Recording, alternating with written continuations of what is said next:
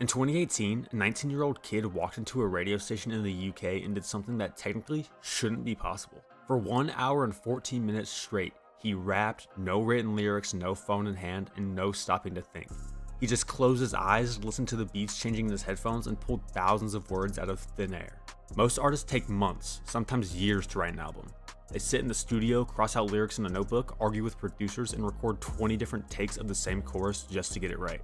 But juicewrld didn't write songs. He didn't use a pen, and he rarely ever did a second take.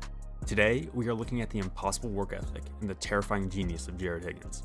We're going to break down the exact studio method he used to record over 3,000 fully finished songs in less than 2 years. We're going to look at why his creative process broke the music industry, and why we will literally never see an artist like him ever again. To understand the sheer volume of juicewrld's catalog, you have to understand a recording technique called punching in. Historically, rappers would write a verse, step into the booth, and perform the entire verse start to finish. If they messed up, they started over. But as digital recording evolved, artists started punching in. They would freestyle one bar, stop the recording, think of the next bar, and record that. It was a way to piece the song together like it was a puzzle. juicewrld took the punch-in method and turned it into a superpower. Producers who worked with him would tell the exact same story. A beat would play, Juice wouldn't even ask for a minute to think. He would immediately step up or sit down to the mic and just start talking. He would hit record, freestyle a perfect melody for 4 bars, stop, and immediately punch in for the next 4 bars. He wasn't thinking about the words, he was chasing the melody. He could completely finish a hit song, intro, verse, chorus, bridge, and outro in 15 minutes. But the craziest part? The producer would say, "That was perfect, let's mix it." And Juice would say, "No, load up the same beat and let me do another one." He would then step back and step up to the mic and record a completely different song. Different flows, different lyrics, and a different chorus on the exact same instrumental.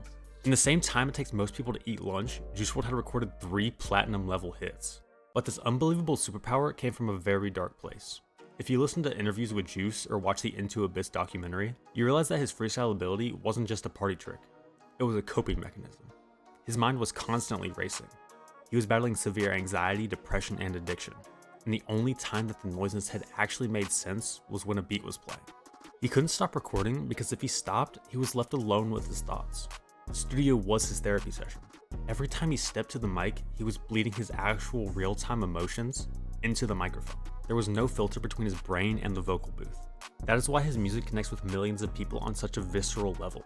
When he sang about heartbreak or addiction, it wasn't a cleverly written pop lyric curated by a team of writers. It wasn't. It was exactly what he was feeling in that specific second. It was a raw, unfiltered snapshot of his brain. But this relentless need to create resulted in something the music industry was completely unprepared for: the vault. Because of his 15-minute recording process, juicewrld left behind a vault of an estimated 3,000 unreleased songs. To put that into perspective, the Beatles recorded around 210 songs in their entire career. Michael Jackson released around 150, and juicewrld recorded 3,000 in 2.5 years. Like, think about that. This created an unprecedented situation. Fans knew the music existed because Juice used to play the unreleased Grails on Instagram Live all the time. And when he passed, the demand for this music didn't just grow, it exploded. It birthed the most massive leak economy in music history. Hackers were pulling raw files from studio hard drives, and fans were paying tens of thousands of dollars just to hear them. And it put his label and his estate in an impossible situation. How do you manage the legacy of an artist who gave you enough music to release a new album every year for the next century? If they release a song, hardcore fans complain because they already heard the leaked version 2 years ago. If they change the beat to make it sound more modern, fans accuse them of ruining his original version. It's an impossible puzzle that cannot be perfectly solved because the only person who knew how the puzzle was supposed to fit together is gone. This 3,000 song problem leads directly to the most highly debated topic in the entire juicewrld community: the curation of his final posthumous album, The Party Never Ends.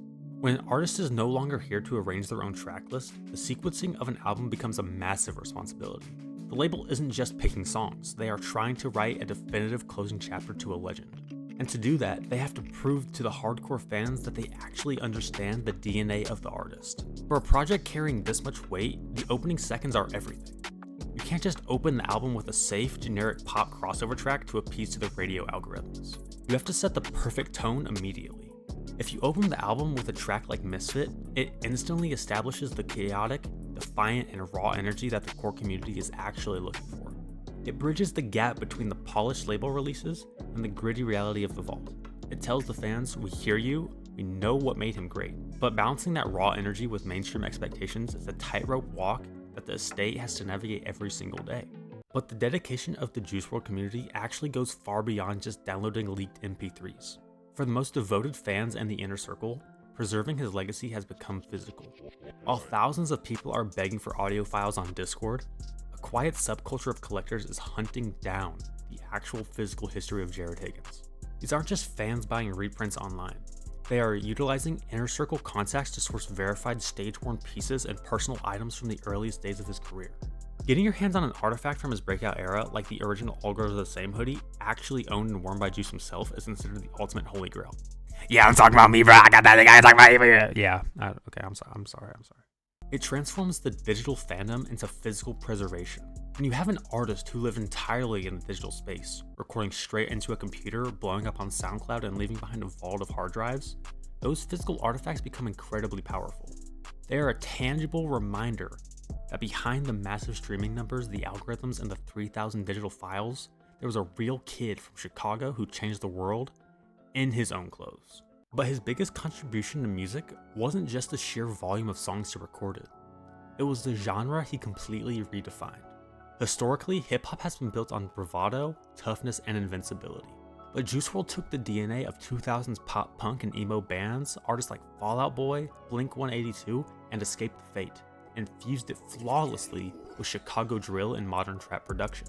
He completely shattered the rules of what a rapper was supposed to sound like. He made it acceptable to be brutally honest about heartbreak, severe depression, and mental health on top of heavy 808s. Lines like "I still see your shadows in my room" weren't just catchy hooks, they were anthems. He became unapologetic. He was a voice for an entire generation of kids who were struggling with their own anxiety and didn't know how to put it into words. He wasn't rapping at his audience, he was speaking for them. He single-handedly normalized vulnerability in a genre that used to reject it entirely. And in doing so, he spawned an entire wave of modern artists who are still, to this day, trying to replicate that exact formula. Hip-hop will never see another juicewrld. We will see artists who can freestyle. We will see artists who can write great melodies. But we will never again see a teenager who could step into a booth, pull a flawless platinum-selling song directly out of his subconscious, and in 10 minutes, do it again and again and again. He didn't just leave behind a discography. He left behind a blueprint of raw, unfiltered human emotion. The Vault isn't just a collection of songs. It is a time capsule of a genius whose mind simply moved too fast for the world to keep up. Hey, legends never die. They just punch in.